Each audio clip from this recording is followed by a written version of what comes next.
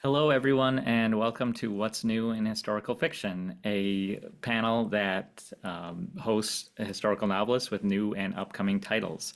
My name is Colin Mustful. I'm the founder and editor of History Through Fiction and the host of the panel. I'm really excited for this panel. I'm glad you could join us. Just a few quick announcements before I introduce our panelists. On the Zoom platform, you can connect with us via the chat. I've made the settings so that you cannot unmute yourselves.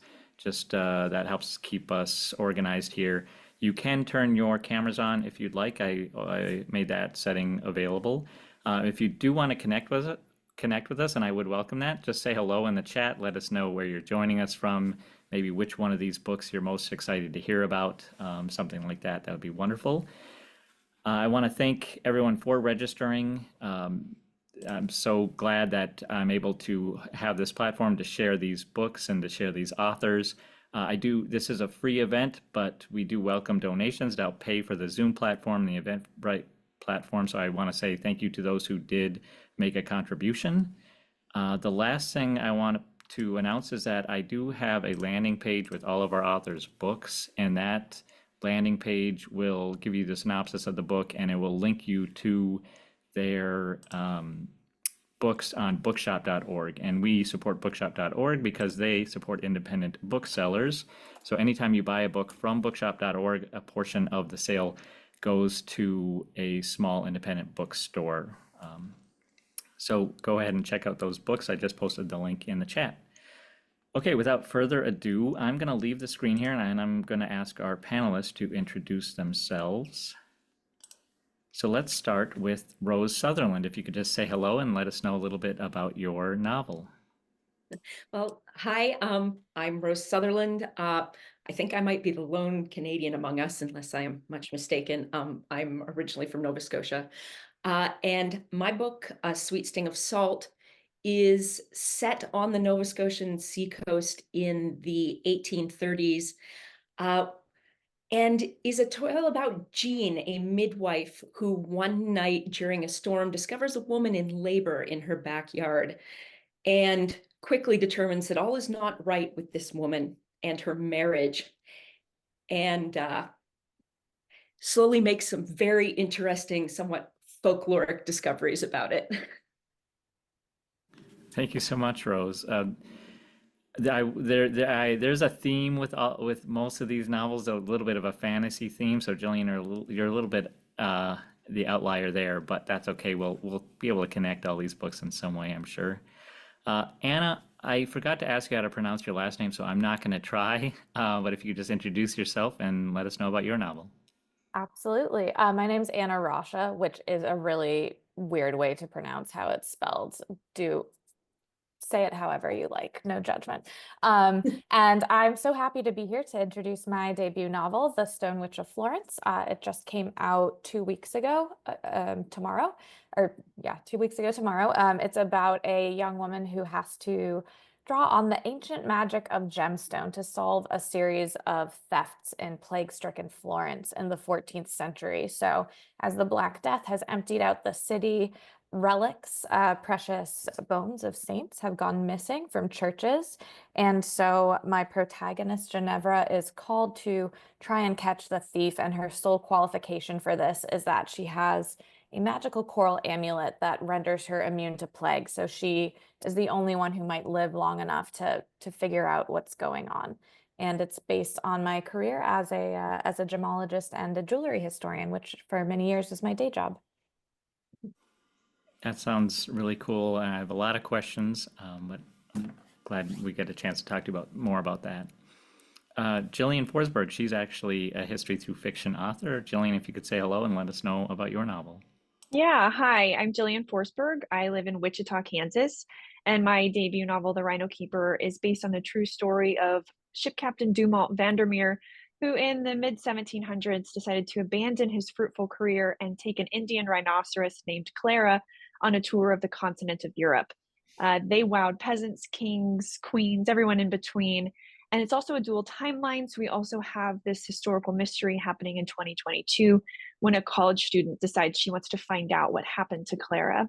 It's a quite an adventure story, and even though there is no real fantasy in it, there's a little bit of a fantastical element because Clara is a pretty magical creature, even though she's just a normal rhino. And thank you, Jillian.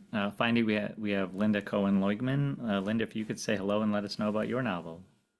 Hi, everyone. I'm so happy to be here and excited to read these three other books. My book is my fourth novel. It's called The Love Elixir of Augusta Stern. It is historical with a little magical realism and a little romance. Maybe you can guess that from the title. But when this story opens, Augusta is about to turn 80 years old, and she has just been let go from her job as a pharmacist. She grew up in 1920s Brooklyn. So this is a dual timeline story that toggles back and forth between her home life, living above her father's pharmacy and learning from her father and her great aunt Esther, who is sort of an old world healer. So you go from 1920s Brooklyn to 1980s Boca Raton, because when Augusta retires, she moves down there. And on her very first day at her new home, she swims her laps in the pool, turns around, and there is Irving Rifkin, who is the man who was her father's delivery boy and the man who broke her heart 60 years earlier. So you go back and forth in time to sort of figure out what happened. Thank you, Lynda. Yeah, that also sounds very interesting. None of you actually showed the covers of your books. I don't know if they're sitting nearby. There we go. Yeah, They're all really beautiful covers. Yeah, they're amazing. I'm going to post the link to that landing page again if anyone else wants to take I'm a lucky. longer look. Oh, you are lucky. Because I've got a separate Canadian edition, yeah. Oh, fun. That's really fun. Well, let's dive into these books a little bit deeper. Rose, I didn't know anything about the Selkie folklore, so if you could start by telling us a little bit about that and how it relates to your novel. Sure thing, of course. It's actually quite funny to me that my book, which I very much wrote, is like, I wrote it as historical fiction with one tiny detail where I was like, I'm going to put one magical element in here. And it was the element of Selkies. The folk tale of the Selkie wife, basically in a nutshell, is a fisherman lands on a beach somewhere and discovers a group of women frolicking, having a great time on the beach, naked, as one does, and a big heap of seal skins, because Selkies are a shapeshifter. They can take on and off their sealskin coat and become men and women. And he gets the bright idea to steal one of the coats, and therefore the woman is forced to return home with him and become his wife. And so he hides the cloak from her. And it was a story that really disturbed me when I was younger. And I don't think I even really put together entirely. I was like, okay, she's been kidnapped. But it was much later when I came back to the fact that within that story, usually the Selkie only regains her freedom because one of her children finds the cloak eventually and returns it to her. And the fact that there's a child just adds a whole other level to, what you don't necessarily pick up on as a child about the nuances of this situation. And so when I got this idea at first, I was like, oh, well, if there's a child, who is the one woman that this isolated woman might potentially come in contact with? Oh, the local midwife, which is how I arrived at the character of Jean, who is really the main character of the book.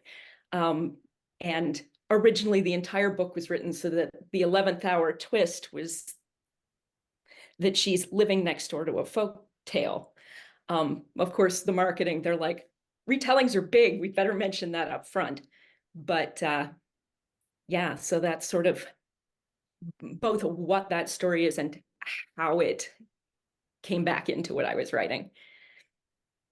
How did you come across the folklore originally? Oh, I feel like I've maybe, I mean, I'm sure someone told me that story for the first time, but I feel like I've always known it. And I'm sure that's, part and parcel of living somewhere where you are next to the sea. Also, the heritage is very much Celtic. It's very mixed ancestry in that corner of the world where I'm from. But a lot of people are Scottish. Nova Scotia means New Scotland. And it's a folktale that comes from, it's very popular in the Scottish Isles, in Ireland, in Scandinavia. So it's just always kind of been in the periphery somewhere. And it just feels like I've always known it. I was really surprised to discover how many people don't actually know it. Like the number of reviews where people have been like, I had no idea what a selkie was. And I was like, oh, I didn't realize this was not an everybody knows it story. I thought it was fairly popular, but okay. Well, you picked a good story of good folklore then to retell. Let's go next to Anna. Anna, I love the plot of your novel. It's set in the Black Plague. You have a woman who's capable of curing disease with gemstones. Why don't you talk a little bit about like how you came up with this idea and like from where it started to what it became?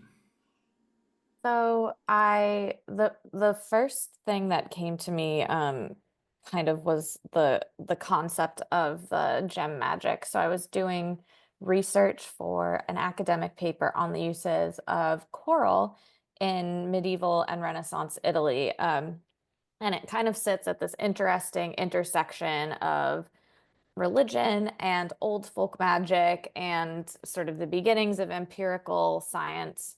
And you see it in a lot of these different contradictory contexts.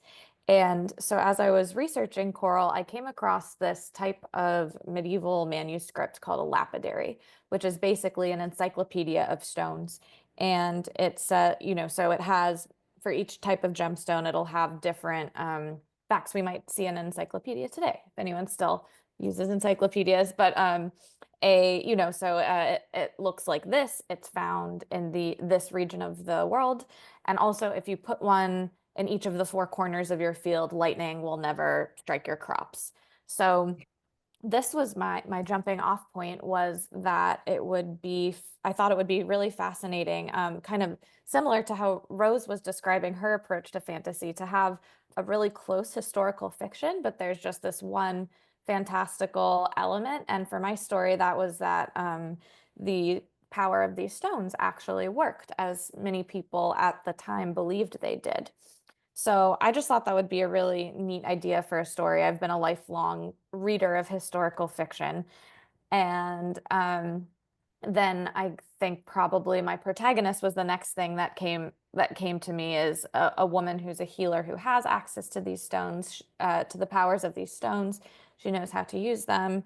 I decided to set it during the plague because what more dramatic moment to test a healer's skills than during such a widespread and awful pandemic.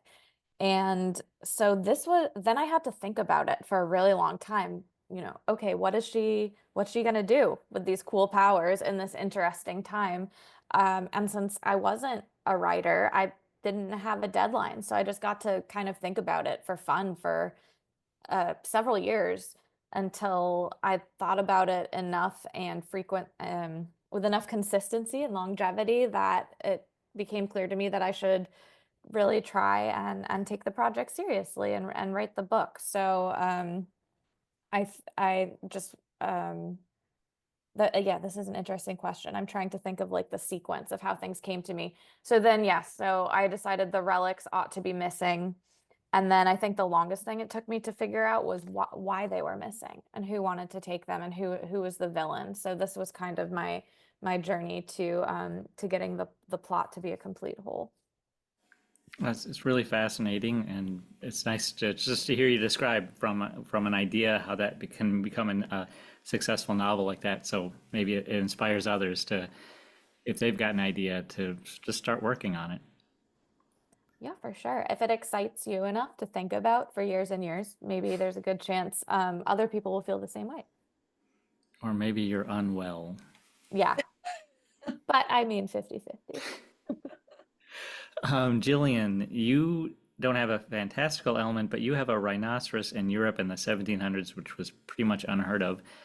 Tell us about Clara and how and why you decided to write her story.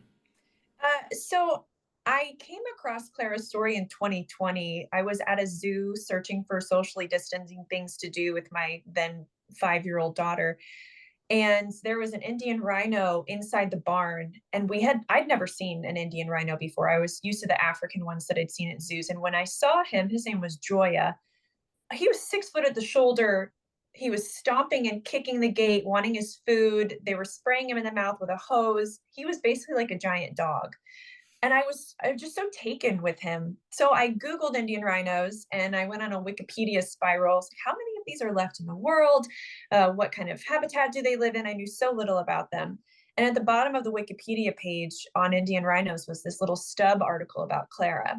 So I clicked on it and I swear, just the goosebumps just rippled up my arms because the first thing that I saw was a life-size painting of her that is on display in Europe. It was done by an artist whose last name is Audrey.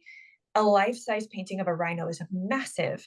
And I was just interested in how did she travel around Europe? Why did they take her from her homeland in India? Like, how did this all happen?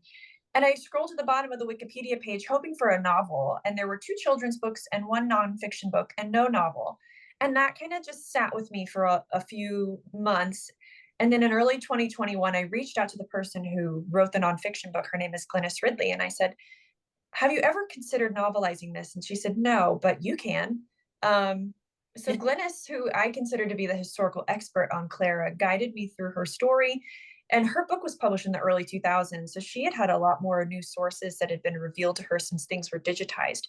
Lucky for me, she passed those all on to me. And I was able to write the novel based on actual broadsides art. And I pieced together maps of where Clara had been, not on a captain's log or a journal, which I wish existed from her owner, but basically from where she landed based on what artists drew from her. And it's one of those things, just like Anna said, I could not shake it. I couldn't get it out of my head that this 2-ton animal traipsed around Europe in a massive wooden crate, basically, for 18 years. And I think the thing that really pushed me to write The Rhino Keeper and not just Clara's story was I asked real rhino keepers, how on earth do you think they kept her alive? No husbandry knowledge, no vet care, no idea of how this animal is supposed to live or what she's supposed to eat, when all other rhinos before her had died within about 6 months of their arrival to the continent. And they all said the same thing, that she and her keeper must have been bonded. So that kind of propelled me forward into the character of the sea captain, who was a real person that we know so little about.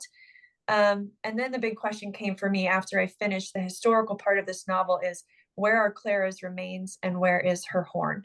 And that is what inspired the second part of this novel, because I kind of imagined myself discovering her remains and what had happened to her after her death in 1758. So yeah, it's turned into quite a fun adventure, especially because I get to feed rhinos every once in a while. Yeah, and at your book launch next week, right? People will get to feed a rhino.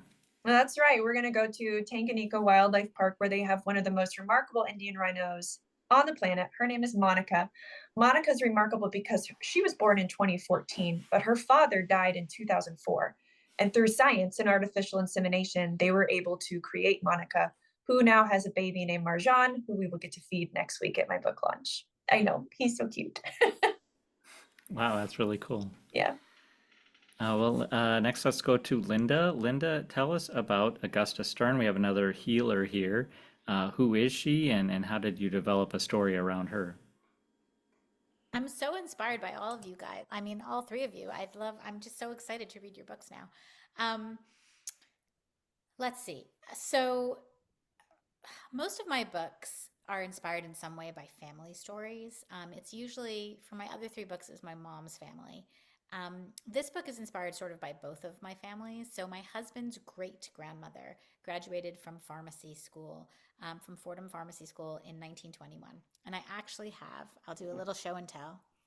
I have her grandpa's cell, which is kind of cool. My mother-in-law really wants that back. It's her grandmother's, but I keep telling her that she has to let me have it for a few more weeks. So I had heard about her. She was apparently a remarkable woman. She worked for decades having her own store. She went to school because her husband passed away very young, and she had a 2-year-old daughter to care for, and he was a pharmacist, and so she decided to keep the store and provide for her daughter. She would go to school. But again, kind of your story, Anna, is very, I feel like a kinship with you in terms of the way you think about your book. Because I too, I had this setting, this pharmacy setting from the 1920s, but I had no story. You know, I thought I had that in my sort of in my mind for years because I just didn't know what I would do with it. And after I wrote my third novel, The Matchmaker's Gift, that was my first novel where I wove in a little bit of magical realism.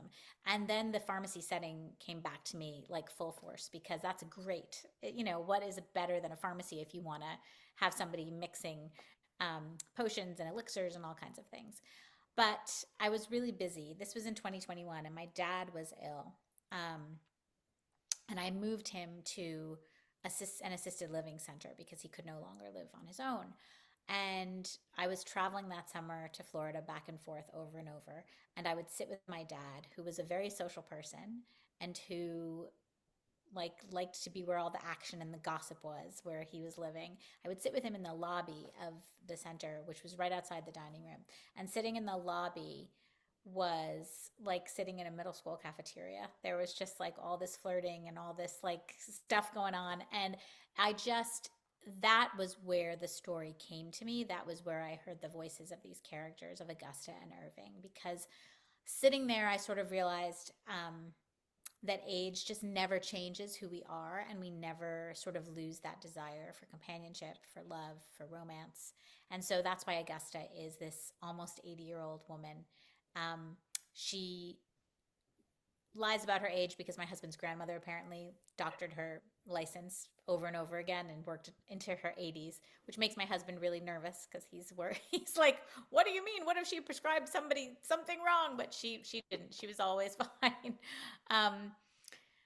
So that was sort of the inspiration for it. And then, of course, the historical setting, the 1920s Brooklyn pharmacy setting, was just a fascinating thing to learn about. And I read a lot of memoirs from a lot of different pharmacists in that time period to understand the role of the pharmacist then, to understand sort of what the whole thing looked like. And of course, it's also like, again, with Anna, like picking the Black Plague because it's the most dramatic time period. I picked the 1920s not just because my husband's great-grandmother graduated from school then, but also it was Prohibition, which was a really interesting time for pharmacies because they were one of the last few places that could sell liquor legally. You could get a prescription for whiskey, a pint every 10 days for medicinal purposes.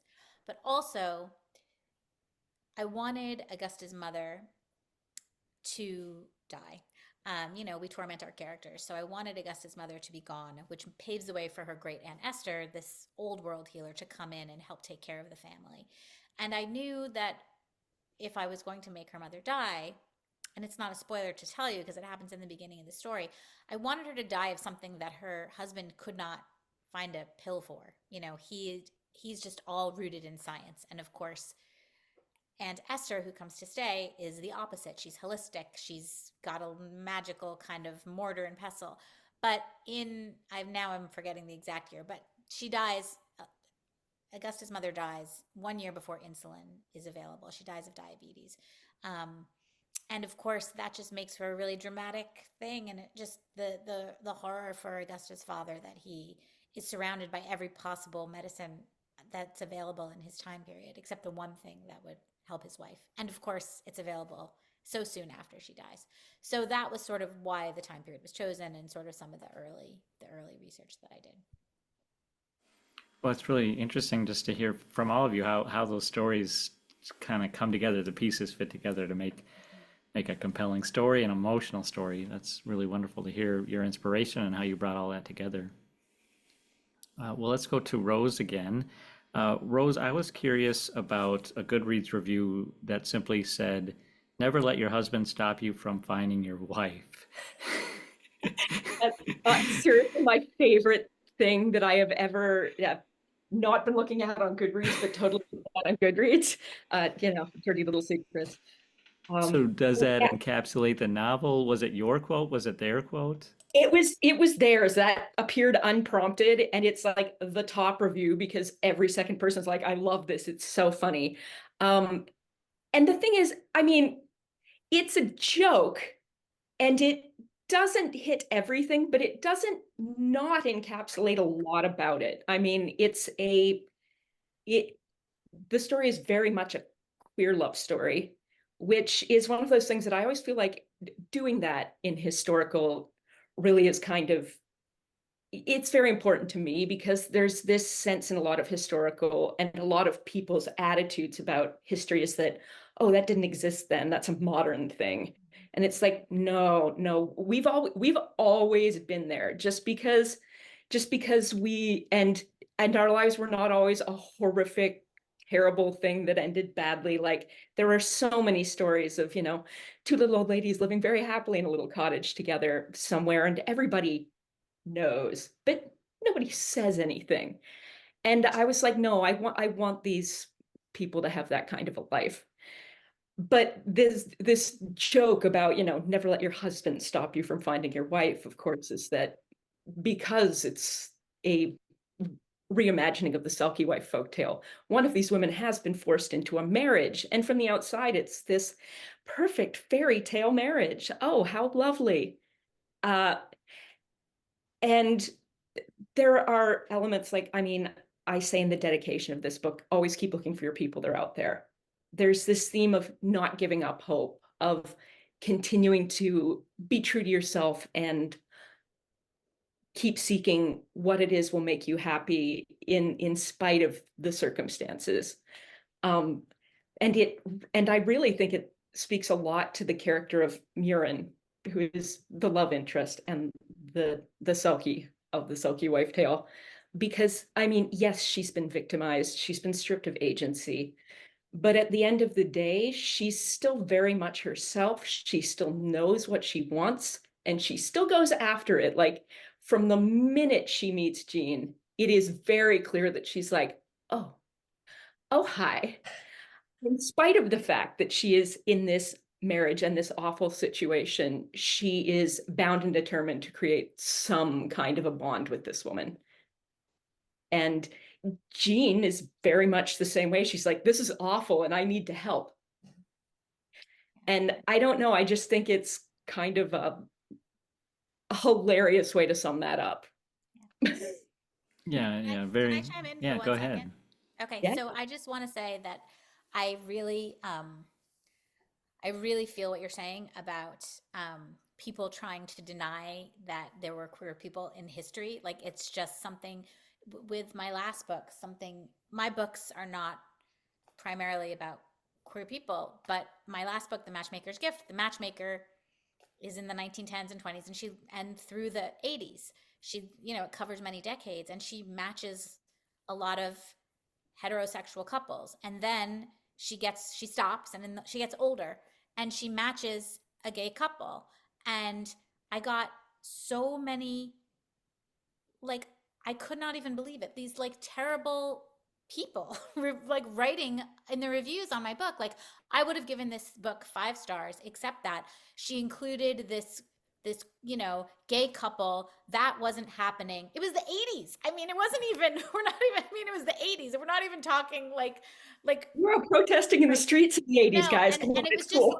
so striking to me because the reception for that book was so lovely, except for these few. There weren't that many of them, but there were enough of them that it really bothered me that this was the one thing that they had to say, that like, why did this author include this match of a gay couple, and this was not historically accurate, and it just really infuriated me.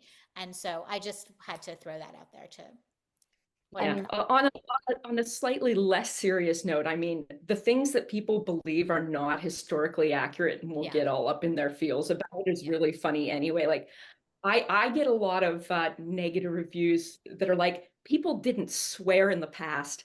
Yeah. And I'm like, oh, you've never lived in a fishing village, have you? Right.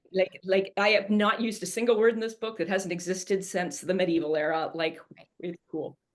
I read somewhere, and also to piggyback on queer people always being around, yes, and for my medieval research, in fact, I read a lot of transcripts of trials and legislation. So they're in Florence, they're like legislating depending on who's in charge, because they change leadership all the time, there'd be the Signoria would be more or less lenient to being out and being gay. And so you see the laws changing back and forth. So it's like just plain as day that there's a significant number of people being out in any, at least at this point in time. But there's a thing I read about called the Tiffany effect. Has anyone heard of this?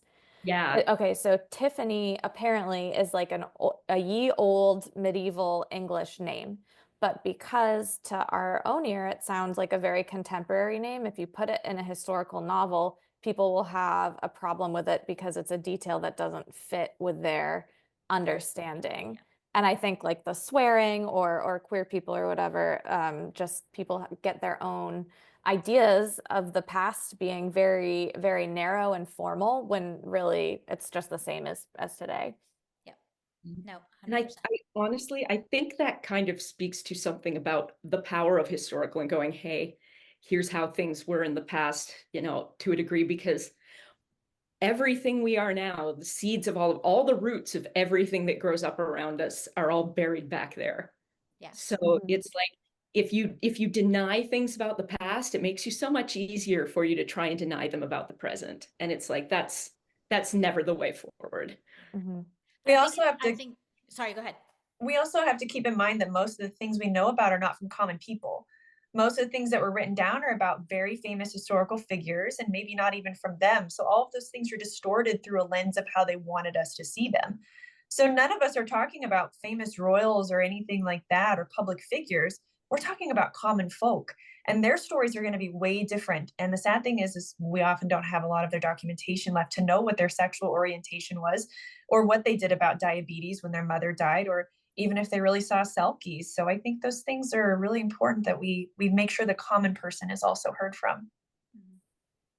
I think I don't know if you guys do this, but I feel like I always write this like a long author's note to let people know the research that I've done, because my books like tend to look like lighter books. And then people think I'm just making stuff up and I haven't done the research. And I have done the research and I do know what's going on, you know.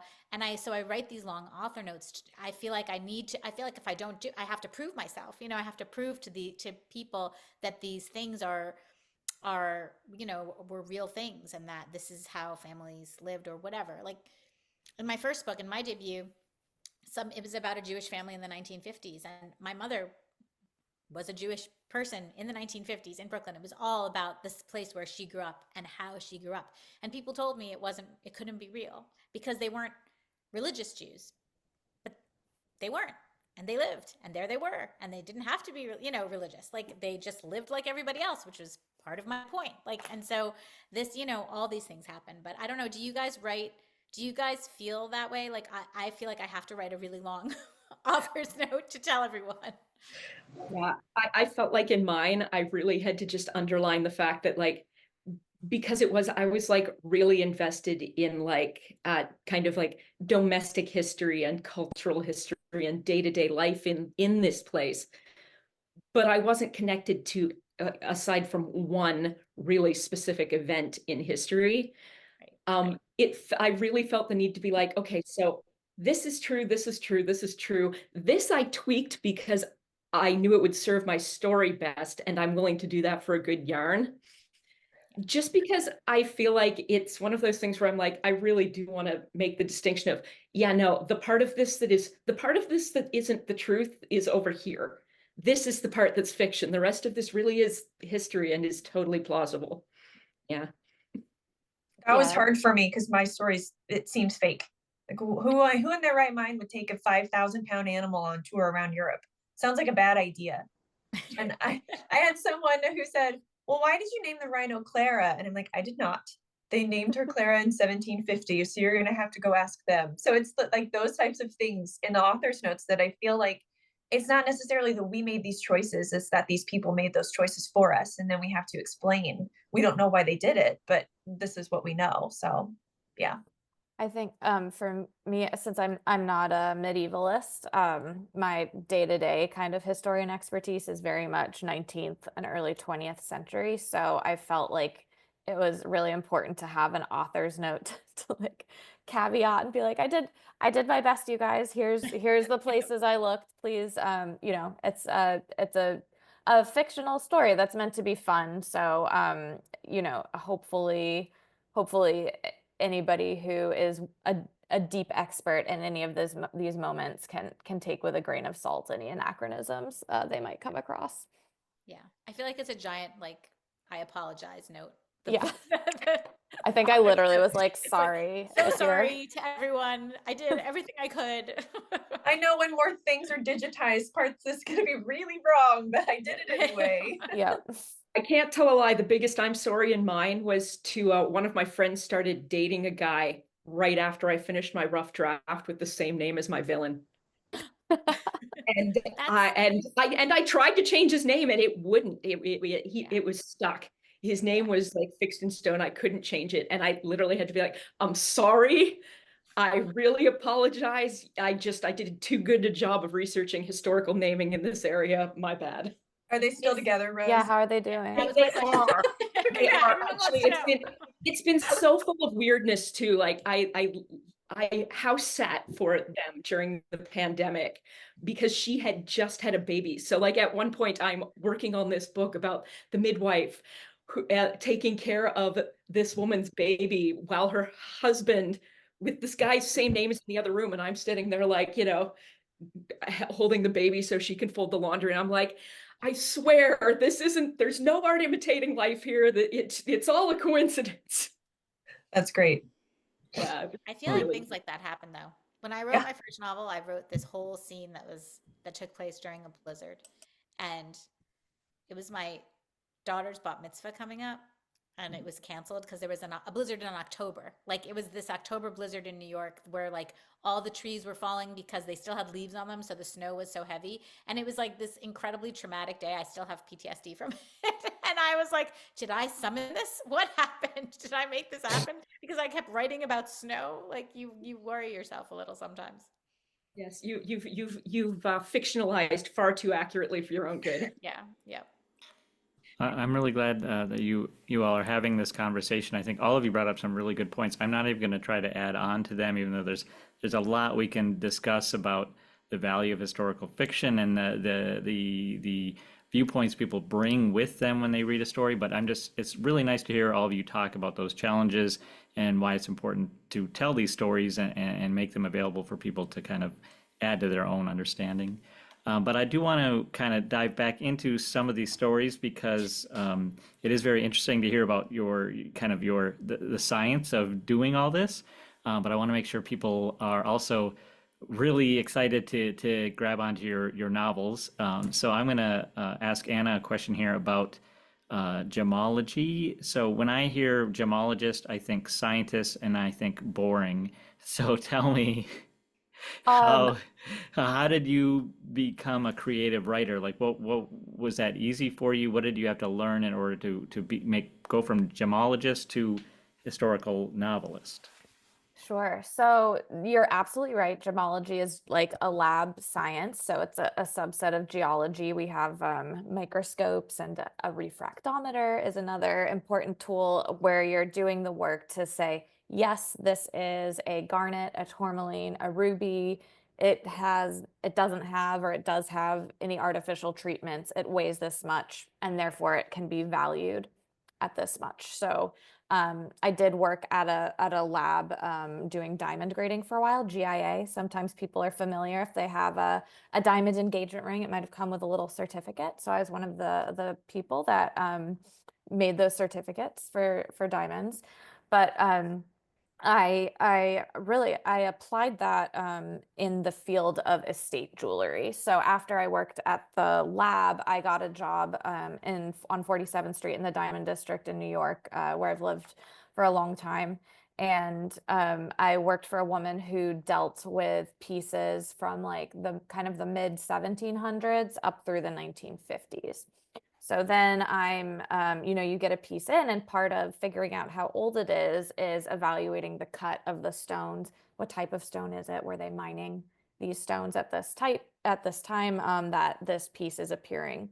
It's been from that it was made in. So I was loving working in this field, and but I wanted to learn more at a certain point. I've been working with dealers for a number of years, and I really wanted to study jewelry in an art historical context, which it's starting to change. There are starting to be programs that focus on it, but I kind of had to make my own way within other decorative arts programs. So that's how I ended up writing that paper about coral. So I had this sciencey part, but I've always loved history. For a long time in Brooklyn, I also ran a series of like silly history lectures in bars where we would just do like PowerPoint, 15-minute silly PowerPoint presentations about whatever historical topic. And we got a lot of great responses to that. We're always packed, ended up doing some programming with the Brooklyn Museum and the Brooklyn Historical Society. So I knew I had the confidence from that I could be an entertaining storyteller.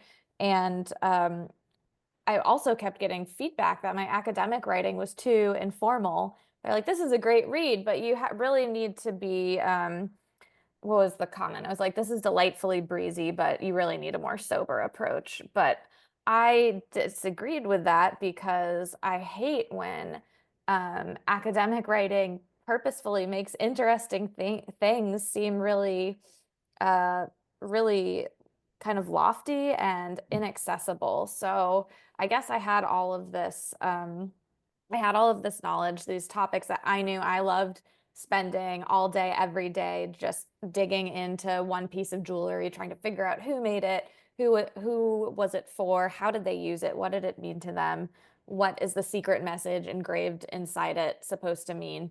And so I thought a novel would be an amazing way to kind of share that love with other people. And I mean, who doesn't like secret gemstones? I don't know. It just seemed it all came together. I completely disagree with Colin. I think that gemology is really cool. It's so cool. But Yeah, but I'm also Jillian admits to being a nerd. yeah. We're But I all also nerds. watch a lot of Otherwise, the we would antique not. roadshow. We would not be here if we were not all nerds. Yeah. What do you True. think this is? Yeah, So- well, but I also think it's so People. fascinating. Like, what did people wear in the past that is still around? Our clothing's going to go to shreds, but a family heirloom ring or something coral, like when you said mid 1700s, my heart just pitter patters. But jewelry's been around for centuries, thousands of years. Like, people in ancient Mesopotamia wore jewelry, and those things still exist in museums. They hold like not just artisan work, because someone had to carve that jewel or string that bead, but also just this connection to the natural world that I think is fascinating. And honestly, if I were in your house, I'd be like, show me your favorite piece of jewelry right now. Just tell me all the stories. So I love it. Yeah, next time you visit New York, let me know. We'll go see some jewelry that is around from when Clara was around. Oh my gosh, I'm fine. I would literally cry. That would be so cool. It'll be fun. We'll do it. Okay, that's a plan. Well, I immediately retract my statement. Or let's just I said it with a positive connotation, just so you know. No, I understand what you mean, though. It is like a kind of an empirical science, and there are people who definitely spend their whole career, in a laboratory that if there wasn't like a diamond in it, you wouldn't know it from any other from any other discipline. But yeah, I'm definitely more of like an art, history, creative person, and I'm really lucky that I was able to get that practical skill that allowed me to advance as a historical researcher for sure. Because you don't always the two don't always meet, definitely. Well, I'd like to invite some questions from the audience in the time we have remaining. So if you do have a question, go ahead and post that in the chat, and I will see if I can get to all of them. In the meantime, Jillian or Lynda, you can take this one on. I just want to know about the craft of dual timelines. Jillian, you have a contemporary story in order to kind of deepen the historical story. So can you talk a little bit about that? Yeah, I actually just gave a presentation on this to the Kansas Authors Club. And then in one of our history through fiction workshops coming up, I'm going to give a whole deep dive into how to write dual timelines. But for me, the reason I wrote a dual timeline is multiple. I think Lynda has a real advantage here. People are familiar with the 20th century more so than with the 18th century when my book is taking place. And because there's a lot of underlying currents going on in the 18th century, but in the middle, we're not talking French Revolution or American Revolution yet. Like, my main character lived from 1705 to 1775. So really most people are familiar with 1776, to this basically 1799, right into the revolution part of this century. But what's interesting to me is so many people are unfamiliar with early modern Europe that I felt like in order to help my audience who's unfamiliar with that time, I needed to pop in this modern timeline of a character that they can learn alongside. I write it like this. I write one entire timeline. I plop Easter eggs throughout each timeline to connect everything. Like, spoiler alert, there's a cat whose descendants are alive in 2022 that are also, because, spay and neuter, folks, as Bob Barker says anyway. So the cat appears in both timelines, even though it's many generations down. And that really kind of helps ground the reader as they're learning alongside this character. But the other thing that I really loved about this was I was answering my own question. What happened to this historic rhino after her death? And if I had that question as a writer, I know other people would have had that question as a reader. So I did a lot of research, and I'm not going to give any spoilers for that, but I think that the answer that I found is true. So. And it's interesting. So my book is also dual timeline. I have a completely different approach to writing it. So I always write every book, dual timeline or not, in the order that you read it. So it makes it cumbersome. It makes it take a lot. It takes a long time. But for me, I really need to figure out when I'm dropping the information. I need to make sure that all of my transitions have real purpose and reason. So even though I am, like, a lot of times I will want to keep writing in the timeline that I'm writing in, I force myself to stop and go to the other one because I know that there's a moment there to connect. There's a reason why I'm going back and forth. So I know people do it all different kinds of ways, but I think it's interesting that we have two different ways of doing it. But my timelines were closer, and it follows the same person. So, it's Augusta in 1920s when she's a young woman making all these mistakes. And then it's Augusta in the 1980s when she's older and paying for all those mistakes and facing the consequences. So I think it's a little different when it's the same person and it's the same, the same lifetime. It's a shorter span. Thank you. We've got a number of questions from the audience. I'm going to start with the most recent one from Sarah. For any of you, was there something that you discovered that you wasn't part of the main narrative, and did you find a way to then get that into the narrative, or did you have to keep it out? Yes, so many things, because you're just going down every rabbit hole that strikes your fancy. And as Lynda said, since we're all nerds here, there's so many facts, but at a certain point you have to say, okay, I'm not writing a history of this time period, and what serves the plot. For me, though, I did become really fascinated with the history and the culture surrounding the evil eye and these beliefs that kind of stretch back to basically our dawn of our knowledge of humankind and are still believed by many people today. So that became a big through line in my story. I have the evil eye in my book too. Okay, I can't wait to So read. I'm so excited. Yeah. I found out about, I didn't get to include it in the book. It was just when I was researching gangsters in the 1920s and pharmacies, I found out about this, the chocolate syrup racket of the 1920s. There was someone who decided there was a lot of small businesses, independent chocolate syrup manufacturers, because there were so many soda counters at the time, and everyone was drinking egg creams and ice cream sodas. And so there was someone who decided they were going to make a lot of money by just like the racketeering and like charging protection money for all the chocolate syrup producers. And so some people resisted and were killed. Like, it was a brutal, a brutal chocolate syrup situation, which it just like begs for a whole entire story of its own, but I couldn't include it here. But it was really fun to read about it. There's actually like a sort of serialized podcast story, and I think Richard Kind is in it. Like I was listening to that. It was really fun. But Will you send that to me, Linda? I want to know yes, about I'll the try to find chocolate. it. Okay. Yeah, but I just couldn't put it in. But it was just amazing. Sounds like the Quebecois maple syrup cartel. I'm like, Yeah, it's like that. Yep. yeah. We should do a whole story. We should do a whole 4-part book on syrup and maple chocolate. It's an Otherwise, anthology. time Syrup in period. their blood. Right. Now, funny enough, the thing that I keep finding out when I'm researching that creeps its way in is random side characters and people. Like, even if they're not named, I mean, there's a random character in my book who one day I was walking by a plaque in the little town I was living in.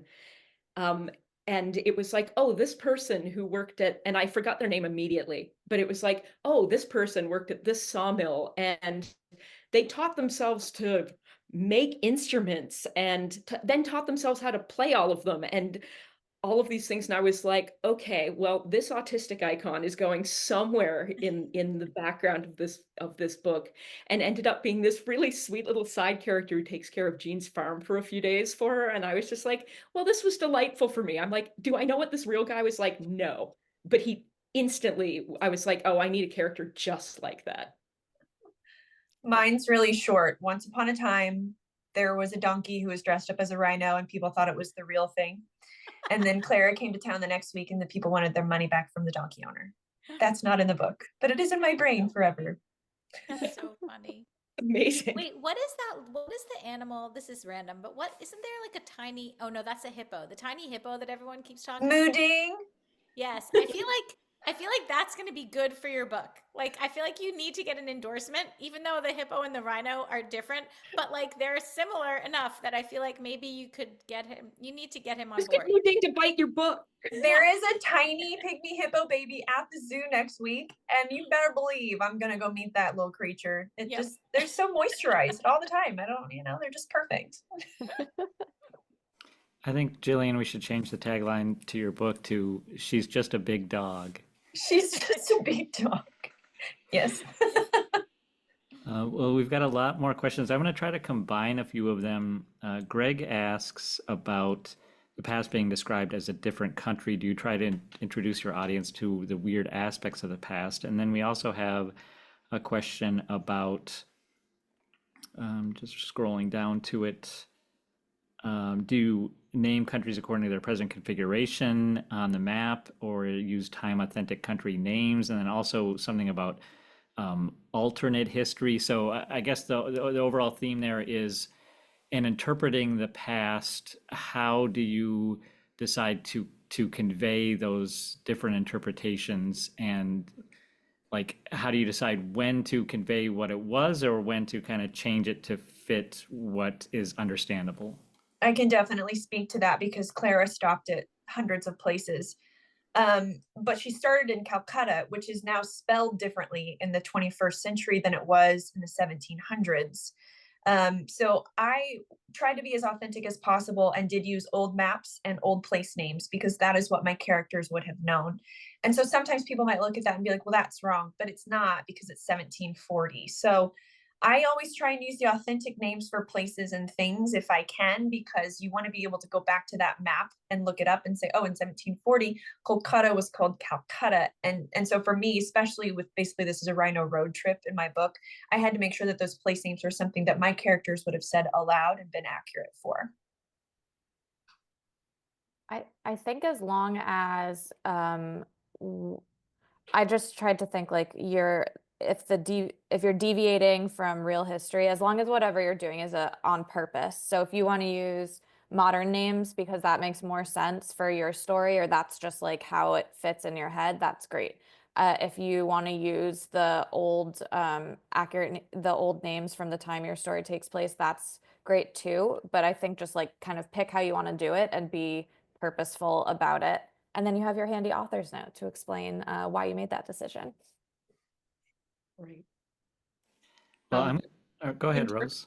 Oh, just in terms of the past is a different country thing, I personally feel like historical fiction is the kind of fiction that is the most like writing fantasy in the sense of world building, because even though people think they know the past, a lot of us only have like this thin veneer of what we've seen on TV. And so like, you know, you really do have to dig into it and bring it to life in all those little details, because it's familiar, it's close, but it's not quite the same. Yeah. Yeah. Yeah, of course. Well said. Well, I'm going to wrap things up here. We just have a couple minutes remaining. Before I do, I want to thank everyone for attending. I want to congratulate our panelists on their books and thank you for being a part of this and having a really great conversation.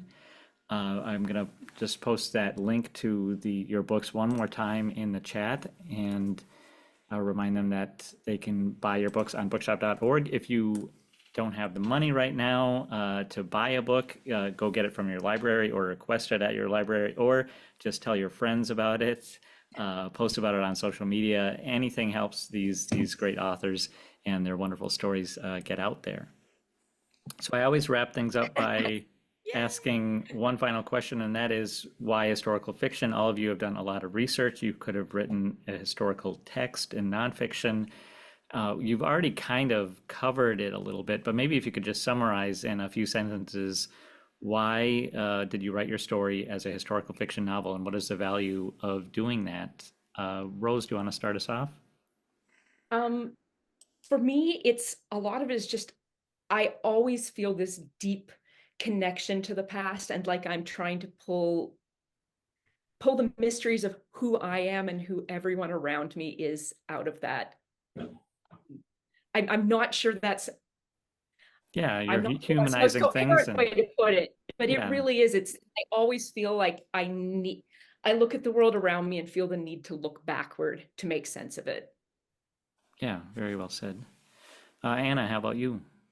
I mean, I think the same. I feel like I never would have considered writing, to flip your question, I never would have considered writing a non-historical book. We all have those places. I think that when we visit them or come in contact with art or an artifact or literature from that time, you just feel like you're extra connected to it, and to be able to explore it as much as I wanted to, was wonderful. And then I also think, to the point of your whole organization, History Through Fiction, I've made my whole career as a historian, and I've always loved it. And a lot of that is because I read historical fiction as a kid. That was my intro to like learning non-fiction history. So yeah.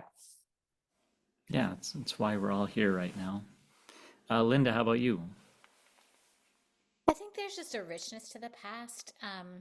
In terms of just the process of writing, I always feel better writing not in the present day. There's something about, like, I don't know, it's an escape for me because the present day is so stressful and has so many, it just feels like there's so many things wrong with it, and it doesn't feel, I don't know, I don't feel present in the present. I feel much more present in the past when I'm writing. And so I like to be there. That's a good quote. I've not heard it stated like that, but yeah, that's nice. Finally, Jillian, what do you think? Why write historical fiction? I'm a wildly curious person by nature, and I think for me, part of it is wondering why people did certain things. And you can't assume that when you're writing straight history. You always have to go off of the fact. But this has been said many times in conversations about historical fiction, but historical fiction can help you understand how people felt in the past. And for me, thinking about a rhino traipsing through the streets of Europe when people had never considered the world outside of their own neighborhood, it would be like a unicorn or a dragon plopped down in my hometown of Wichita, Kansas. Your worldview would have been forever changed. And I think when you study the past, that's exactly what happens. Your worldview changes forever. Thanks, Jillian, and thanks again to all of you. Congratulations on your novels, and I hope everyone has a wonderful rest of the day. This has been a blast. Thanks for having us. Thank you, Colin. Okay. Bye.